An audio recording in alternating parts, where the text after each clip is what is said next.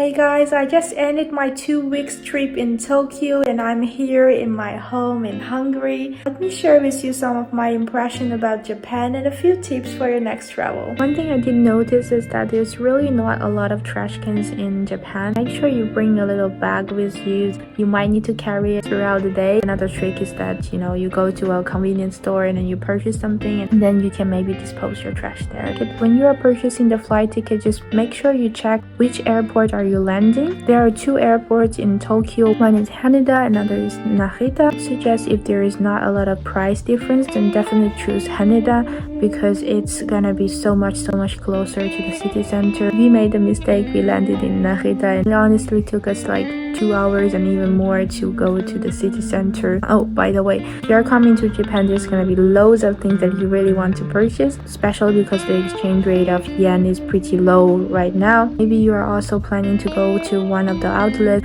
vintage shopping in Tokyo, in Osaka, Pack Light. From Japan going out, usually the check-in luggage is around 23 kilos. If you are purchasing anything expensive or you're buying a lot of stuff and you want to get tax refunded, just make sure that you always take your passport with you because they will need it at the time when you pay, and it's so much easier if you already get the tax refunded during purchasing so that you don't have to run to different office all the time.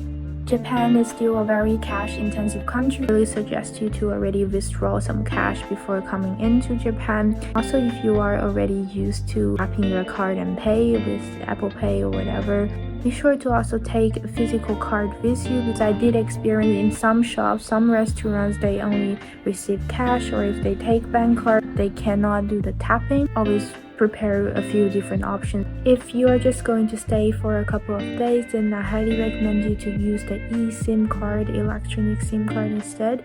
If it's your first time using it, then really try to download the apps activated on your phone before arriving to Japan. The company I used during my 2 weeks in Tokyo is called Airalo. I just downloaded the app on my phone and purchased a few gigabytes. It worked pretty smooth. There's more similar apps out there. Feel free to do more research about it if you want. The second card you want to install is called Suica, and this is gonna take literally just 1 minute. It works both in Android and Apple system in the mobile wallet app. This is basically a prepaid transportation card. If you have that when you enter the metro, you just need to tap your phone on the ticket machine and there you go. The metro line is massive. It's very easy to get lost. So many different lines and exits and everything. My advice is that you can still use Google Maps, but there are a few more elements you have to check.